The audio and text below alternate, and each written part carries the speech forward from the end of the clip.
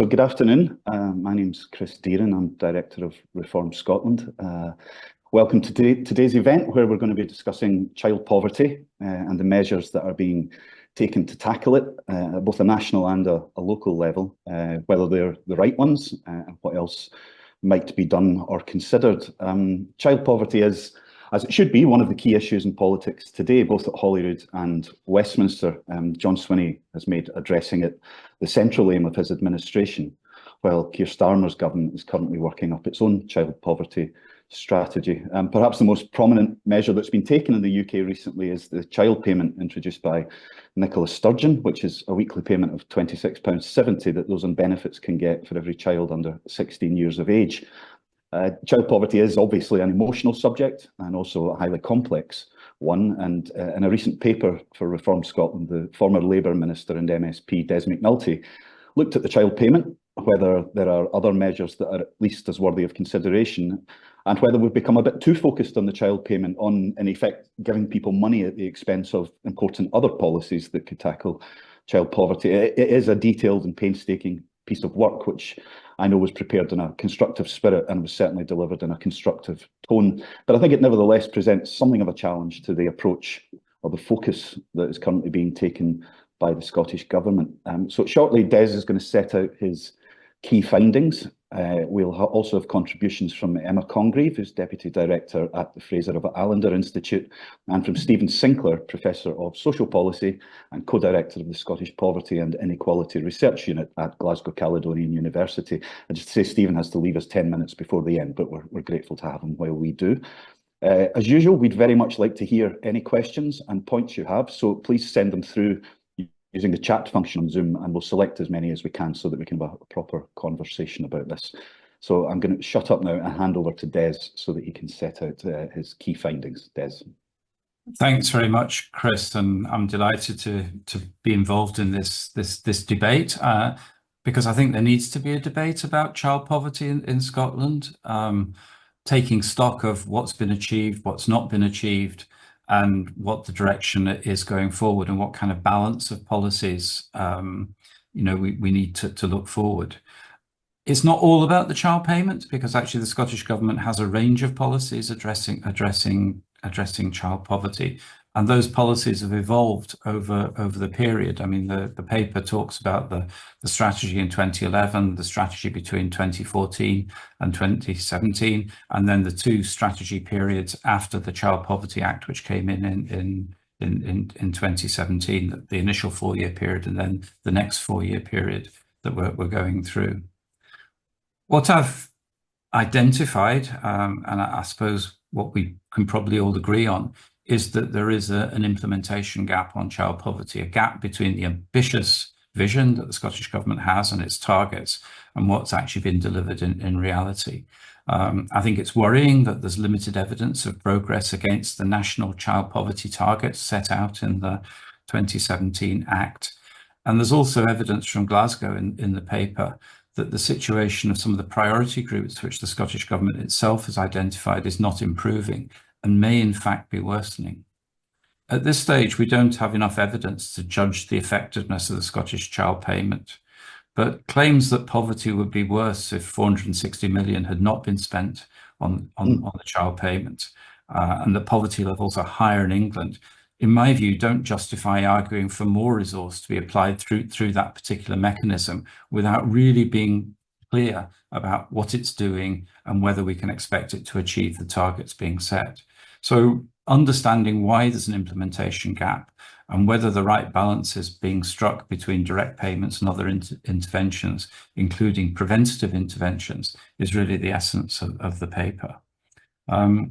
So if we look at current child poverty strategies, I think they're focused on alleviation through income supplements, with resource being concentrated on 5 payments, by far the largest of which is the Scottish child payment. The emphasis on prevention and on place in previous strategies, in the 2011 and then the 2014 to 2017 strategy, have in my view either been downgraded or subordinated to the income-focused targets set out in the 2017 Child Poverty Act.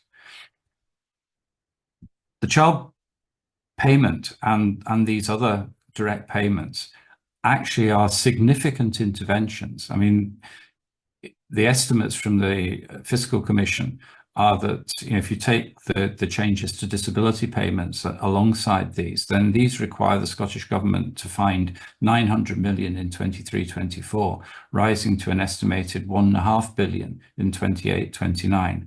And that undoubtedly is impacting on funding available for other spending priorities, including local government and voluntary sector organisations who actually are in the process of responding to the needs of people who are suffering child poverty and other aspects. So, you know, the questions I think we need to ask are Scottish Child Payment and other entitlement income policies delivering the transformational change that was intended, very clearly intended in the documents that set out? I think there's a question about whether household income is an adequate proxy for children's experience of deprivation or need. Poverty is not just about income, it's about opportunity, it's about a range of things. Coming from Glasgow, we've been working through the Pathfinder, and one of the issues there is a more targeted, person-centred approach required to support vulnerable families who might suffer from trauma or complicated circumstances which have left them in poverty. And what priority should be given to services that assist parents on their journey out of poverty, as opposed to those things that might be deemed as focused on alleviation? And given limited finance, which, you know, the Scottish Government is absolutely clear about, and undoubtedly the Case Fiscal Commission makes that clear, what is the opportunity cost of switching resource and policy focus from other public services into direct payments? So, you know, just carrying on with the questions, you know, we're now in a situation where many of the poverty organisations, Child Poverty Action Group, Poverty Alliance and other organisations are arguing that any additional resources should be channeled to increasing income supplements delivered through the social security system. There's been calls for the payment to go up to £40 or even beyond that. If that is done, what implications might that have for the quality of public services, including spending in other areas, such as skills or family support, that arguably impact on reducing cycles of poverty? So in other words, services that can help people out of poverty, as opposed to deal with the circumstances in which they find themselves at the minute. These are not kind of completely opposites, but there's a balance to be thought about there. I think there's a real issue about the indicators that are being used, particularly the relative poverty indicator. It's driven by external forces, you know, broad economic circumstances. And the indicator itself, the things that are significant in shifting relative poverty, are actually the fate of people at the margins. People immediately below the poverty line and people immediately above the poverty line are going to be the key groups in shifting that indicator. And the indicator is not so good looking at what happens further down. Now, I know there are other indicators, but the focus has tended to be on the relative poverty indicator. And almost all the indicators are income-based rather than looking at other things like, you know, the circumstances in which people live, where they live, the environment that they're in. I think there are lessons to be learned from the place-focused child poverty pathfinders, which were funded as part of the 22-26 delivery plan, and particularly the holistic person-centred approach that's been adopted in Glasgow. And if there is not going to be large-scale fiscal reforms, which I think is going to be very, very difficult for the Scottish Government, how do they address their existing or future commitments on cash first alleviation? Are these things sustainable? I mean, we already know that there's £500 million allocated to the Whole Family's Wellbeing Support Fund, but only about 110 million of that has actually so far been spent. And it's very difficult to see how the rest of it, the balance of that nearly 400 million, can be spent between now and May 2026, when that commitment reaches an end. So these kinds of questions I think are important. And I suppose finally I'll just come to some recommendations. You know, there has been ring fencing of the cash first elements in the 2026 plan. And we know that resources for public services, including those that directly affect, you know, the situation of people in poverty, are being pared back. Is that appropriate? I think we need to look again at the principles outlined in the 2011 strategy, which actually focused quite a lot on, you know, the idea of public public service reform and the prevention approach in Christie, and even at the approaches adopted in the 2014 to 17 strategy, which prioritize place alongside pockets and prospects as important aspects. I think you've really got to deal with poverty where it exists. So I think the role of local government and local institutions in tackling poverty, as opposed to the national approach, is really important. There needs to be the right balance between local interventions that are actually dealing with people directly and national policies that in a sense tend to deal with categories.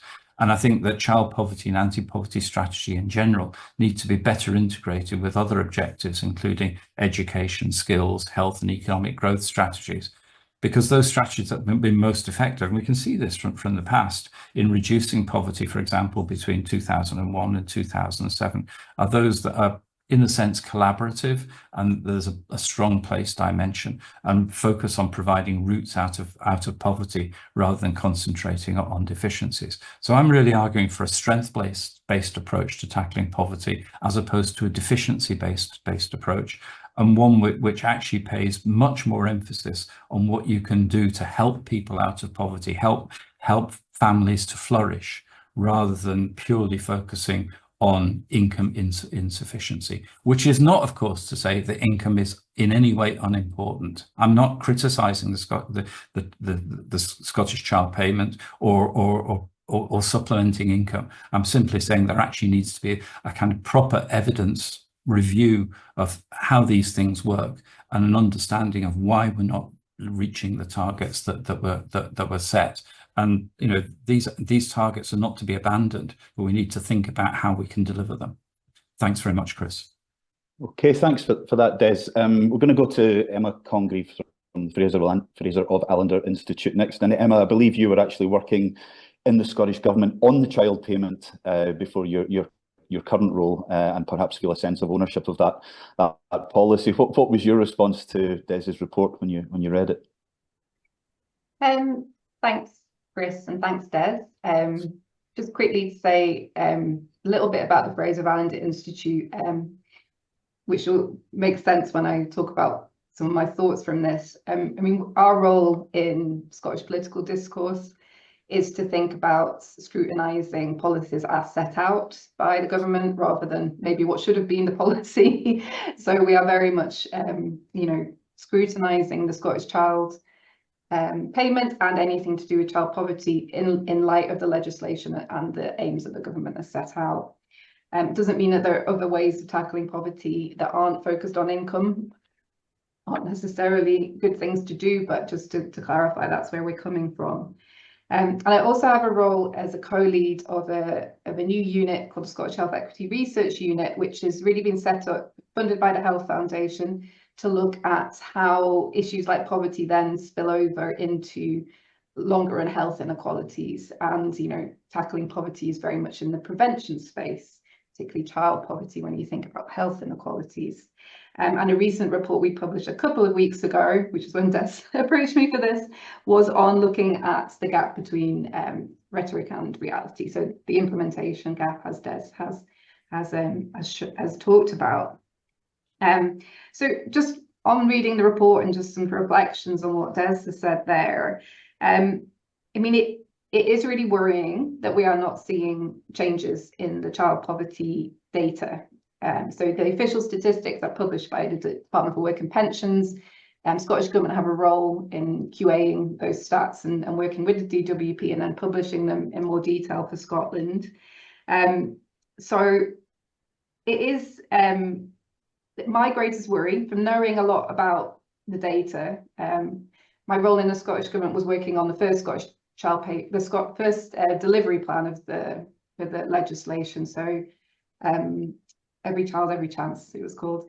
So it's pre-Scottish Child Payment, but it is what came before that in terms of setting up that it should be there. So I know a lot about the data that exists, and that's where we're really concerned that the evidence base for the Scottish Child Payment, the modelling that has been done, which we have replicated at the Fraser of Allender Institute, is pretty good in terms of an evidence base for where an intervention should be and the impact it should be having. We are really concerned that it is not showing up in the statistics. We think there's a big issue with the data.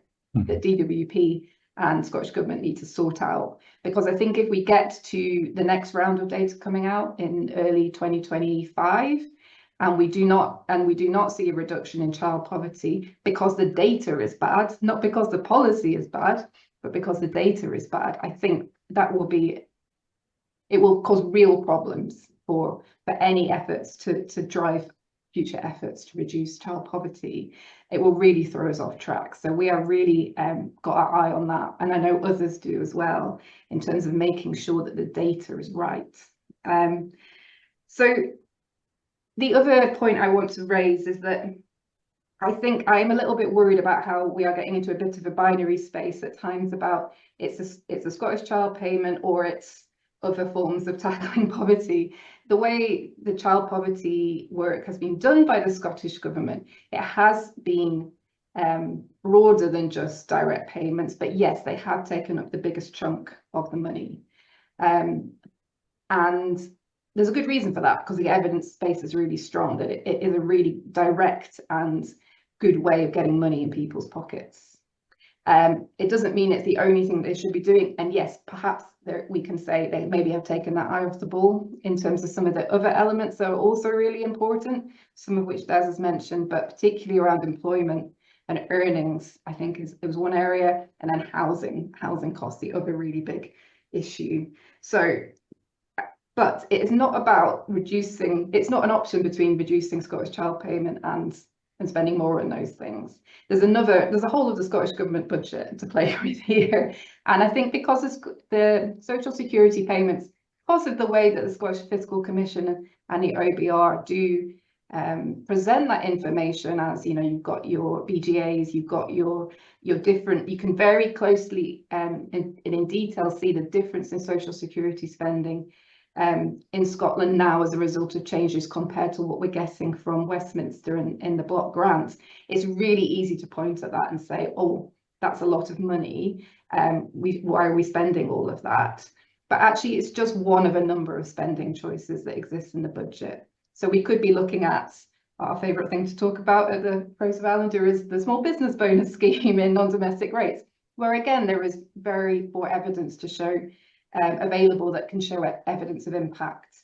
We could be looking at all kinds of different policies when we're thinking about where do we get extra investment into the things that are also required on top of the Scottish Child Payment in order to move that forward.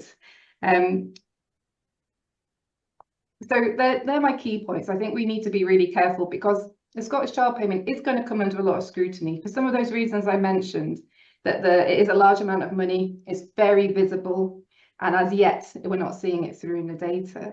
But there are things that can be done in order to try and make better sense of that. And it's a common theme throughout a lot of our work, and was really clear in the Scottish Health Equity Research Unit report that the Scottish Government needs to do a much better job on monitoring and evaluation of policies, so they really understand and can evidence where they're putting their money. And it's critical, particularly in times of budget cuts. But yeah, let's have the debate in terms of, let's not blame the Scottish Child Payment. And I appreciate what your comment said, that's not what you're trying to do. But it is starting to feel that could be the mood music that we go into the next budget and financial year on, when I think actually it needs to be a much broader discussion about where the Scottish Government priorities are across the whole budget and where the evidence is on where that money should be spent. Thank you for that, Emma. And that's this isn't the only issue in which I've heard people worried about the lack of evidence and data that allows us to look at public policy and figure out what's working and what isn't. It does seem to be a perennial issue in Scotland at least. And next, we're going to hear from Stephen Sinclair, who is the co-director of the Scottish Poverty and Inequality Research Unit at Glasgow Caledonian Uni. Stephen, I'll just let you get on with your reflections. Thanks, Chris. Thanks, everyone. And thanks for Des for inviting me to comment on this. I'm glad to see the issues being debated so seriously. I think Des's report reflects the challenges and the difficult choices that have to be made. There's much in it with which I would agree, particularly the need for public service reform at the local level. There are two general observations I'd make and one further comment that I'd like to discuss and reflect. The first comment is I'm not convinced that Des has made the case that the Scottish Government have focused excessively narrowly on social security, and we qualified that a bit, but it is, as Emma says, something that's coming across. There are 108 different measures included in the Best Start Bright Futures programme. They might all get the same level of attention and resources, but I think it's an unjustified criticism to say that there's an excessive concentration on social security. But even on that, my second point is that UK history and comparative analysis verify very strongly that the single most effective direct way to reduce child poverty is by income support and effective social protection. UK Labour success in the 1990s and early 2000s was largely due not to Sure Start, but to tax credits and improvements to child benefit and other social security payments. Important secondary measures were national minimum wage, increasing parental employment, New Deal, and so on, but they were secondary. The heavy lifting was done by direct payments. That's the case that we have from international experience as well. I'd also think it's very important that we do not miss the fact that direct payments, social security, are preventative measures. They are not just immediate stopgaps. The best way to stop children growing up to be poor adults is to invest in early years and to prevent them from experiencing a hardship which is going to disable them from being effective earners. And my general point is there is one sense, I think, which the Scottish Government, and in fact every party that I've heard of, could be said to be narrowly focused, and we're not hearing enough about the essential pre-distribution and redistribution that needs to accompany any measures to address child poverty. Effective anti-poverty policies have to be built on an infrastructure of greater equality. Otherwise, all they're doing is ameliorating and mitigating after the fact. So it'd be great to hear much more from all parties about how we're going to make employment more accessible, rewarding, secure, and compatible with modern family living, and to hear much more about serious proposals to address entrenched inequalities of wealth. That's a debate that I think needs to be broader. Thanks for that, Stephen. There's some really challenging points there. I suppose one thing I might ask Des, that there are obviously different classifications of poverty, different levels of poverty, but regardless of your circumstances, if you get the child payment, you get the same amount, whatever the condition that you're living in. And I wonder about the political incentive of the child payment, because it does allow politicians to say they've moved people from just below the line to just above the line. This was something that Gordon Brown was accused of when he was Chancellor, and whether that, in a sense, is not a political stunt, but nevertheless it gives politicians something to boast about when they can say we've moved X number of children out of child poverty, but actually those who are deepest in it, although they're benefiting from the payment, they're not necessarily receiving the level of attention that you might want them to receive. Yeah, I think there's a number of questions in that just might be worth separating out. I mean, I agree with Emma that there's actually a lot of modelling gone into this, but I think it's also probably fair to say that the different models have not proven to be right, and there are probably good reasons for that. I mean, COVID came into it, but the process of modelling, in a sense is always based on assumptions, and it depends on what assumptions you make as to what the model is going to tell you. And we rely very often on things called logic chains in putting these things into the model, which are in a sense almost hunches sometimes about if you do this then you get that, and then what we try and do is use techniques to kind of make that more rigorous.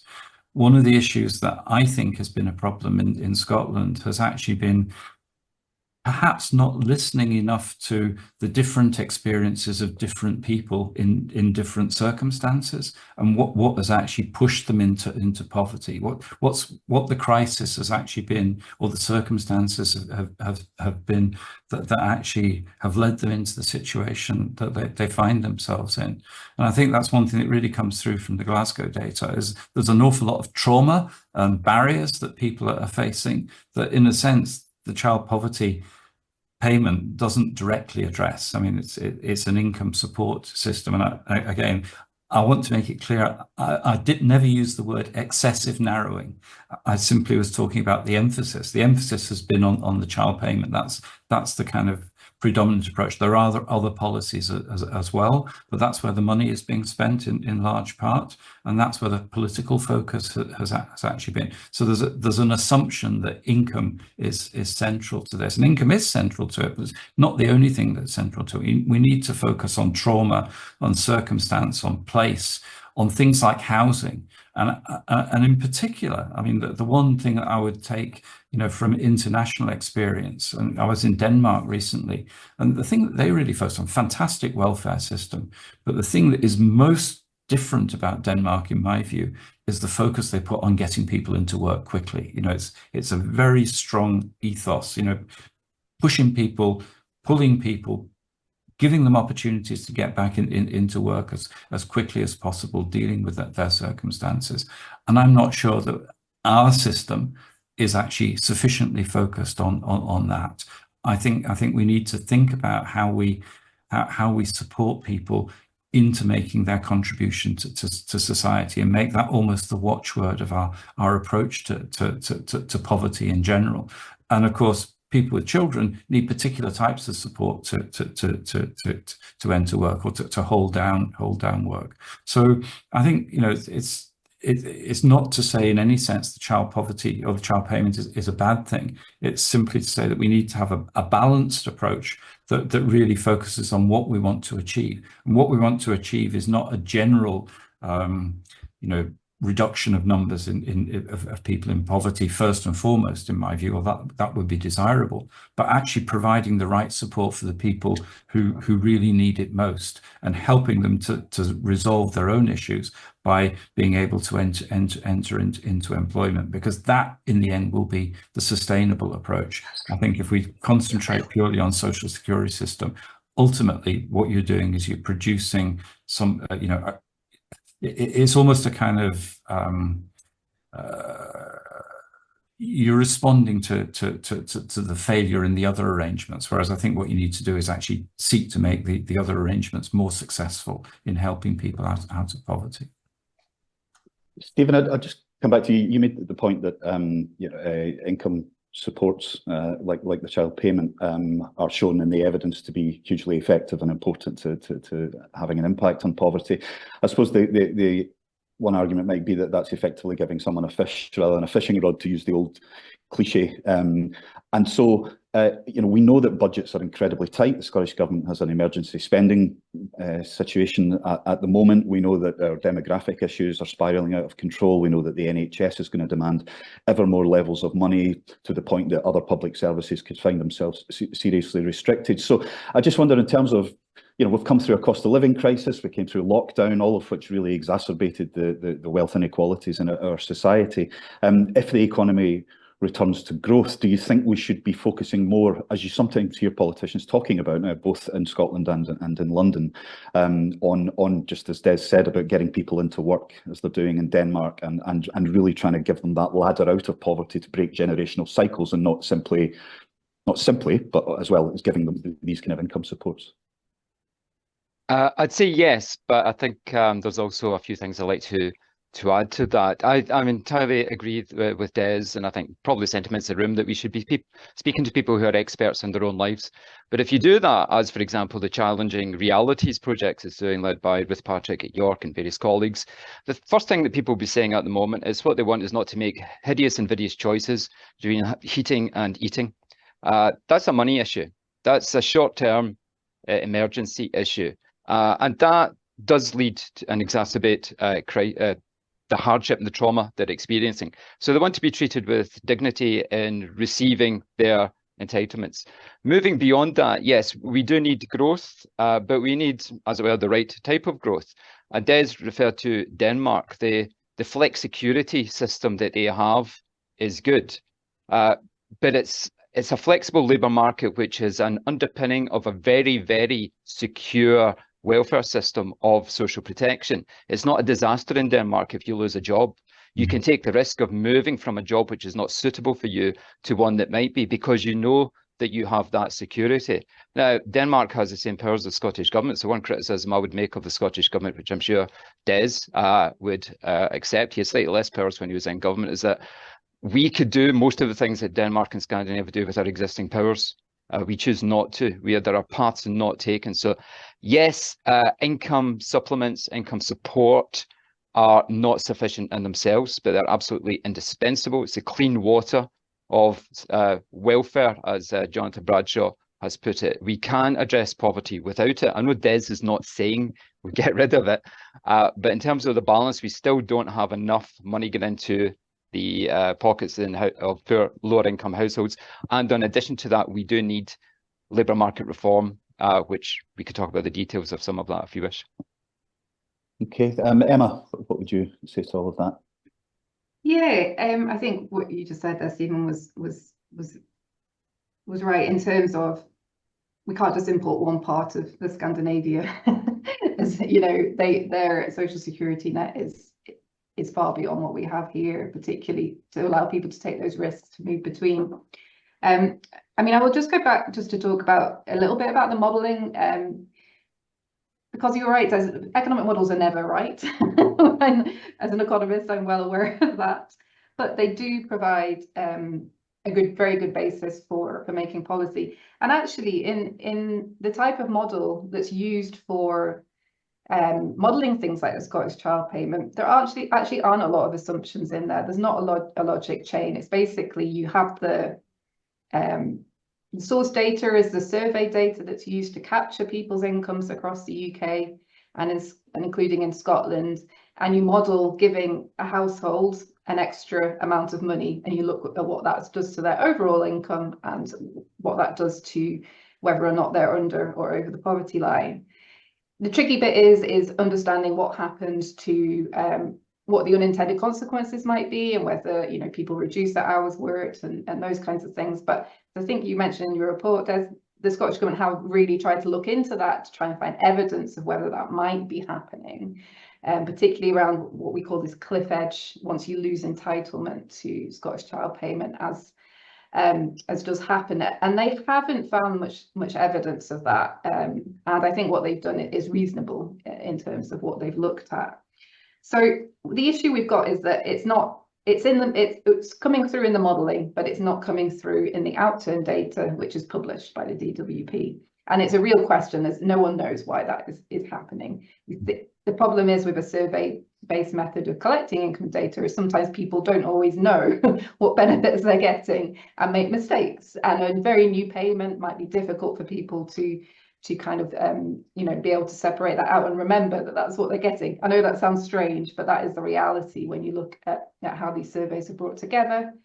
Or it might be that the people asking the questions aren't fully, who are based, they're UK based, might not understand and be pushing people enough to on the Scottish Child Payment and explaining what it is. When Universal Credit £20 uplift came in during COVID, that did come through in the outturn data. So it is a real mystery as to why it's not coming through here. Unemployment, it is a really crucial thing, but actually, when you look at the data, we did a scenario where we put every single parent we could into full-time work at the minimum wage, and it made a dent in poverty rates of about half of what we expect to see with the Scottish Child Payment. It's an important component again, but it's not all of the answer. And actually, worklessness isn't the driver of child poverty. When it comes to the labour market, it's insufficiency of hours and insufficiency of pay. So that's the key things there. So I think there's a few things in terms of when you really dive down into the data in the detail, you can understand what some of these trends are. And it's really important we do this on an evidence-based way to do that. And that's what we're really pushing the government to do, to be more open and transparent, and saying where they don't know what's going on, but saying how they're going to try at their best to understand it and be transparent in telling the rest of the world what they found. On the whole, they're good at that, but obviously it's very political and it is difficult. But that's certainly, I think, how we will get better evidence on what works and what doesn't work. and actually be able to substantiate some of the kind of thoughts about what might work going forward. And Emma, you've talked about the issue with the evidence, the proof of what's actually happening, but there was talk at the start that there is a sense of a lack of progress on meeting targets or an implementation gap or whatever. Is it possible that actually things are going better than we think and that we just don't have the evidence to show that? Yeah, it is. Absolutely. I think that's the thing. We just don't know. And I mean, the critical thing on the Scottish Child Payment, I mean, of course, it's having an impact. The qualitative analysis that's done shows that people who are getting it saying that it has been really important for them. Obviously, you would expect people to say that, but there is evidence of that in a lot of different people looking at the qual evidence. But is it having enough of an impact, I think is the thing. Is it reaching people at the scale that we hope? Is it leading to people being more financially secure as a result? I mean, we've done some work with the Trussell Trust looking at their data on food bank usage, and have only seen some quite limited impacts there, it's fair to say. It is showing up for some households, but not as much as maybe you would expect it to, given the scale of the payment. And then there's a question as to why is that the case? And we do want to do some more work. I've got a colleague in the room, the virtual room, who's working on this to try and get into some of the detail and using sort of novel data sources from banking data to try and understand what's going on. Like, are people having to pay down debts rather than, rather than stop using food banks, those types of things. So there's so many questions here, and for such a substantial investment, we really need to know how it's working. It's from a public value point of view, even if it wasn't about meeting the targets, it's critical we have that information. Thank you. Stephen, I was just going to say that certainly at a political level, a lot of the discussion around child poverty in terms of success or failure is based around how Scotland does compare to England. As with so much, we compare ourselves to our larger neighbour and judge our effectiveness in that way. But what's happening elsewhere? Are there sort of international superstar states when it comes to child poverty? Des mentioned Denmark, but is there international good practice that we could really be learning from here? The big performers are Poland, for example. Poland reduced child poverty by close to 40% in 7 years. It did it by expanding social protection. It's from a lower base. We have to bear in mind Poland, is not quite as rich a society as Scotland, the UK. But social protection played a big part, and that not the only part. The sorts of things that we're talking about, improving access to employment, particularly through childcare, was very important. Changing the nature of employment, family compatible, family friendly employment, and also an issue which is a bit more sensitive we haven't spoken about, but directing mainstream spend on some services to the most disadvantaged groups, not necessarily targeting, but what Gordon Brown used to call progressive universalism, that mainstream services are not used by everyone equally. We've known this for a long time. So an investment in education and an investment in health is not necessarily going to trickle down to those in greatest need. So we need to think about how could we make sure that those barriers of access are removed for those groups. I can see that Des is very keen to say lots of things anyway, so I'm going to shut up now. Well, Des, do you want to add? I'll move on to questions from the audience in a second, but do you want to say something? Yeah. Just a couple of things, really. One is that I think one of the questions we need to ask is, which groups within, if you like, the broad target of people in poverty are we particularly helping most? Because I think there's a sense in which, the child payment doesn't particularly discriminate between people in different categories, and other policies might do that better. I think we also need to think, and that's not an argument against the child payment. It's simply saying we might need to supplement that with other approaches that target things more effectively. I think there is an issue about data that actually the Scottish Government could take forward. There are actually a number of issues about the way in which social security data, for example, is not made available to local authorities, that that actually have more access to DWP data for particular reasons. So if we could actually get more local data, I think that would be really helpful, as well as national data. And I think we need to recognise the importance of place in all this.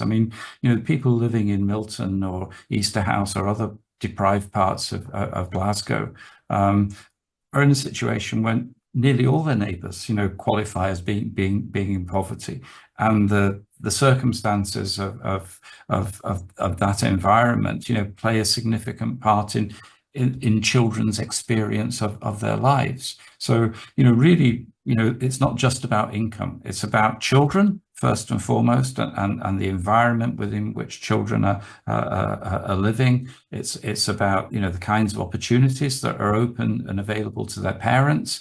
It's about it's about the traumas, the individual circumstances that different families face.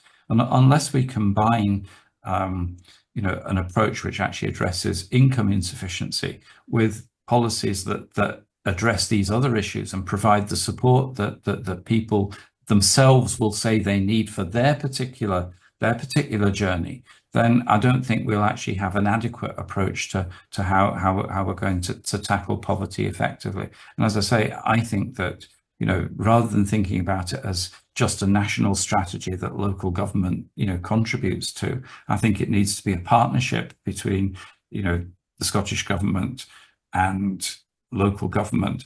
And actually, because, in a sense, there's been a change of government at Westminster, they're going to have, policies that they're going to be bringing in. So we actually need to think how the Scottish Government's policies and the Westminster Government's policies work together, because we don't want them working against each other. So there really needs to be some proper discussion about what it is that we're trying to achieve, who we're trying to achieve it for, where the priorities within that sit, and what's the most effective way of doing that. And I completely agree with Emma that data is really important in that, but so is the evidence coming from people themselves. It's not just modelling evidence. I think there's a lot of evidence that we can actually gather from gathering in information from the teachers, from the midwives, from the financial advisors, from all of these people whose job it is to support people in our society. And just ignoring that evidence is not a good option. Okay, well, I'd like to just move on to some of the questions, comments from the audience. And Brian McLaughlin, Brian, do you want to make your point?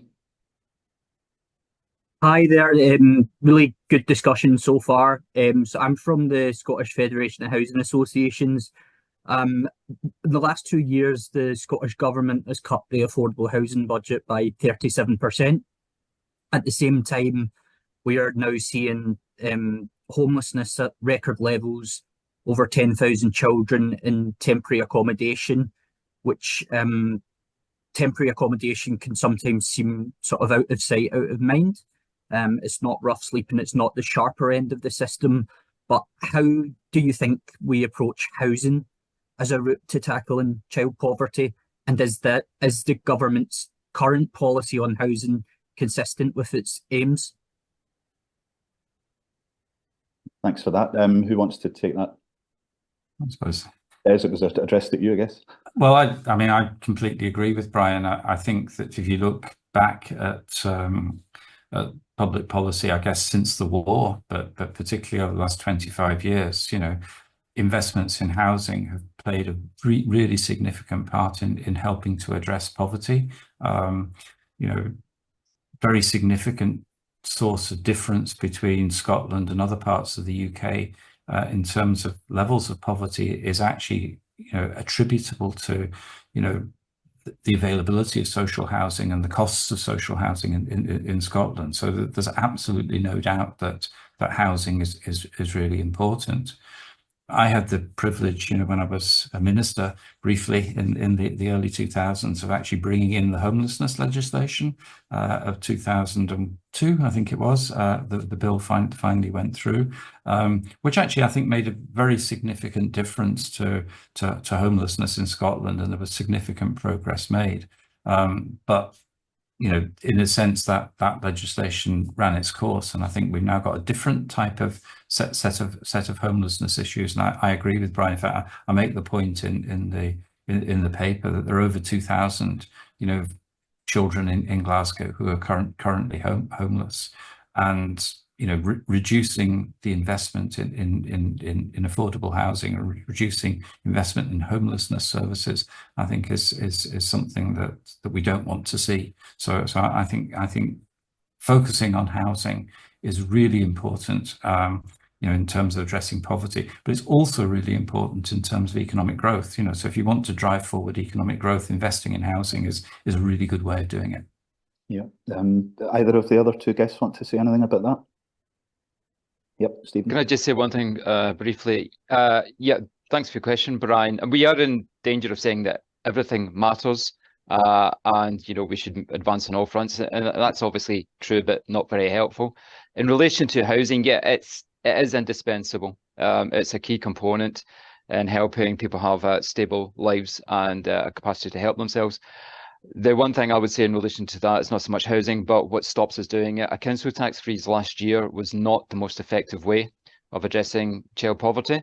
And also the freeze that we've really had since 2007, or the failure to operate it appropriately. That money is now gone, it's foregone. So any future increases from a lower base, I know quite a number of people were critical of that. I don't think it was a progressive move, and rather short-sighted. So that would be something that could be invested in housing. Okay. Esther Black. Esther, do you want to ask your question?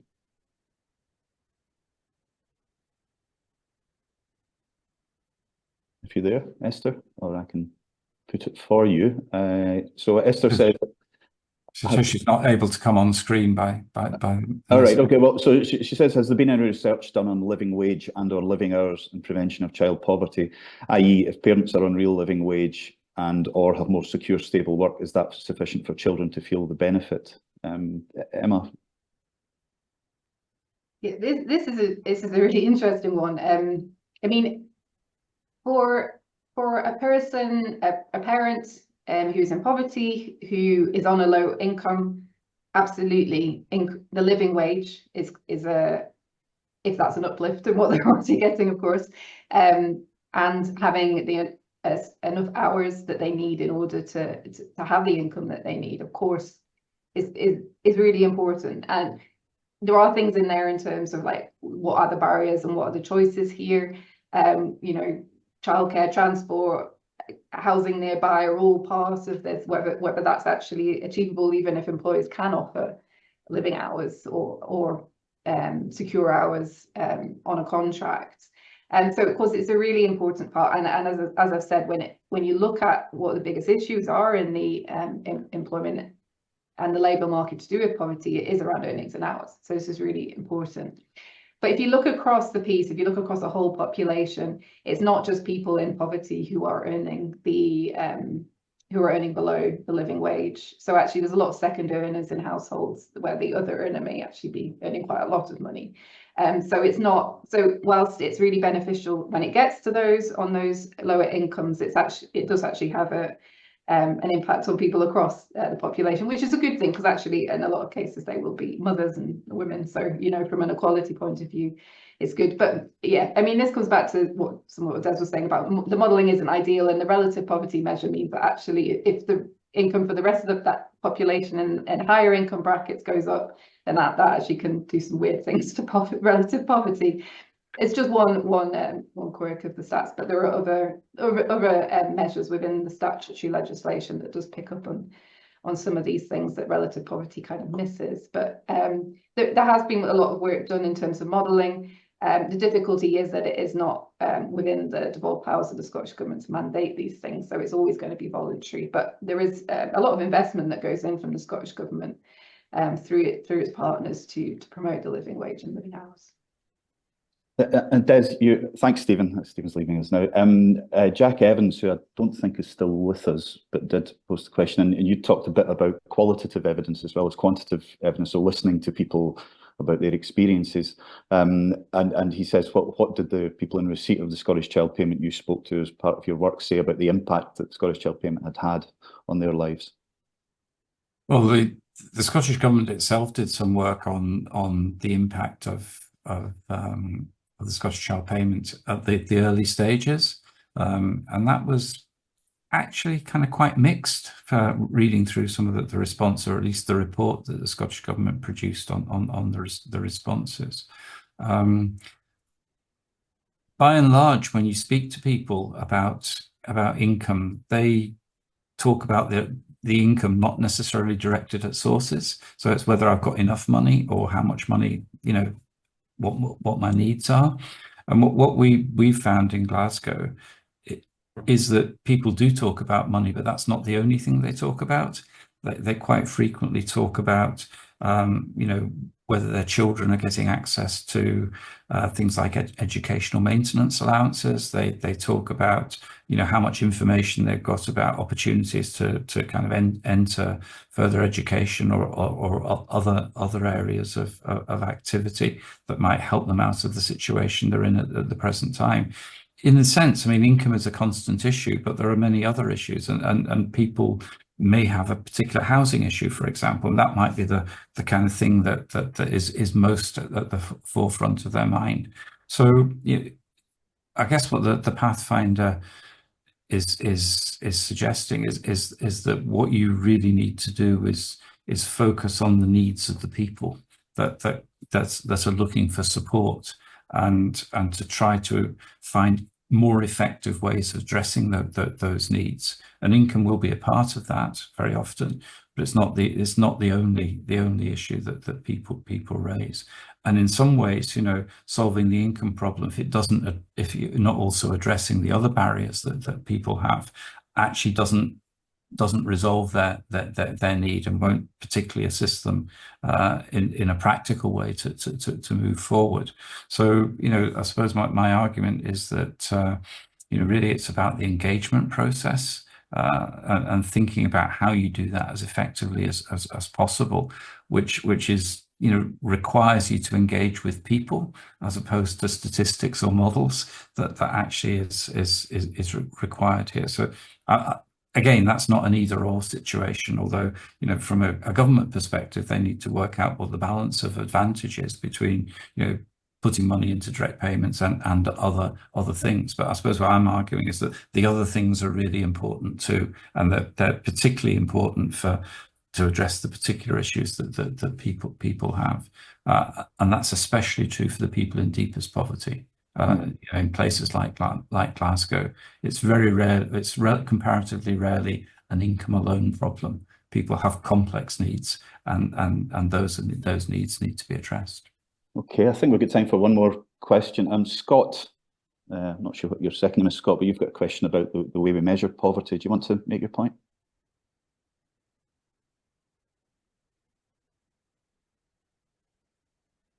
He said he's not able to speak. Oh, right. Sorry, I keep missing the thing. So Scott says he's interested in the panel's view on the standard measure of poverty as being 60% below median income. Does this adequately capture what we understand as poverty? Should governments here and across the world consider a new measure? Do some countries use alternatives? What would an optimum measure look like? Is SIMD and associated international measures more useful? Emma, what do you think? Yeah. So, I mean, it's not a good enough measure on its own, and that is recognised in the legislation. There are 4 measures to capture different elements of child poverty. Relative poverty is one, and it is one of the easiest to kind of understand and to model, and that looks at income relative to the rest of the population, as relative poverty would imply, and so that it captures not just your income and how that is relative to the population, but it's meant to kind of be that kind of broader, how do you look like compared to the average? Are you able to participate in the same things that an average member of society would do given their income? So it is really good for lots of reasons. It has its downfalls as well, some of which we've discussed. So some of the other measures within the legislation try and capture some of that. There is one on that captures deprivation measures, so material deprivation, which is whether or not people are able to afford certain items, such as for children, warm winter coats, and being able to replace the washing machine if it breaks, those kinds of things that give you that bit more information on whether people potentially have savings or other ways of covering themselves, and if you don't have a safety net in your household, then things tend to be worse. And also persistent poverty, so that's if you stay in poverty for a prolonged length of time. Actually, there's a lot of cycling in and out of poverty that, if you think about it, people losing their jobs and then getting a new one, actually divorce, and then kind of the implications that can have, that then actually over the next few years you know, things stabilize and situations change. Things like bereavement are really key here. So things that kind of knock the system, your financial systems out temporarily, but you are able to recover. But where you have children that are in persistent poverty for 3 out of 4 years, I think is the measure, and that's really detrimental to children and their long-term outcomes. And there's another one called absolute poverty, which you can read about, but I won't say. So I think we all acknowledge that you can't just use one measure. And the government, like, there's a lot in the legislation that's maybe not great, but the fact that there are 4 measures in there is good. Scottish Index of Multiple Deprivation actually has a whole host of other issues, so we don't need to go into. It's good for some things. It's good for some of the area-based approaches. It captures a range of things. But most people who live in poverty, for example, don't live in the most deprived areas of Scotland. So it takes you away from the individual living in poverty, and you know, for people who think place is the most important thing, perhaps, you know, that is good, but there are downsides to that as well. But I think globally, different measures are used depending on what's required for that situation. So in some countries, that kind of absolute level of poverty, so the $1 a day type thing is really relevant in that situation. It's less relevant to us. Relative poverty is kind of globally kind of useless to see, is quite good, because it's not just about what your income is, it's what your income is relative to the average for the population. So it has got a lot going for it. Okay, and Des, I feel I should give you the last word. You can talk about that, or you can range over anything you haven't had a chance to say yet.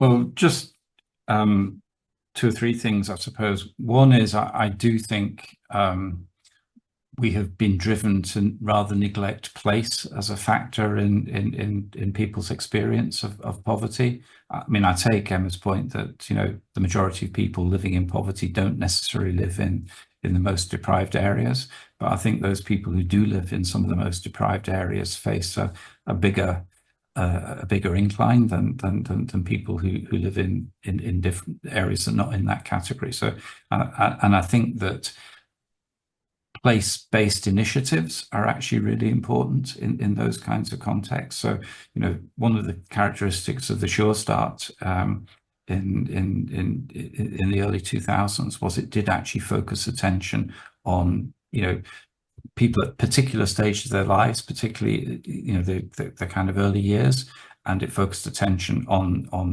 the most deprived areas. And I do think there is a sense in which we moved away from that, and I would like to see us move back in that direction.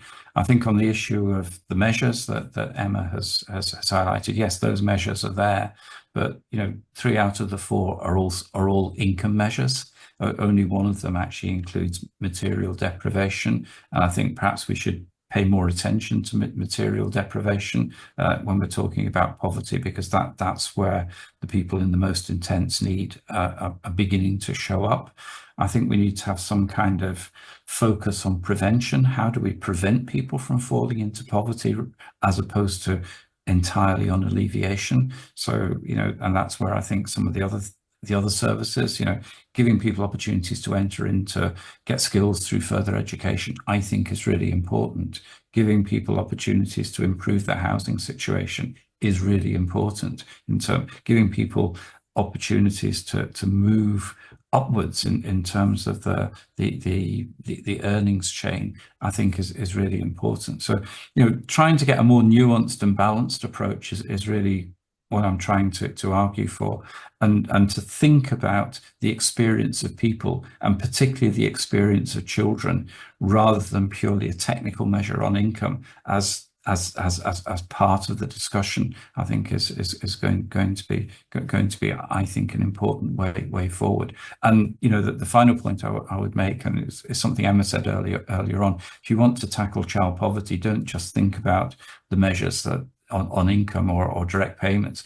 Think about the whole set of the budget of the Scottish Government and the UK Government, and how you could leverage aspects of that into the effort to address poverty and child poverty, because there are ways in which we can actually improve outcomes, not just by kind of focusing on income interventions, but by focusing on how we use resources more effectively to support people.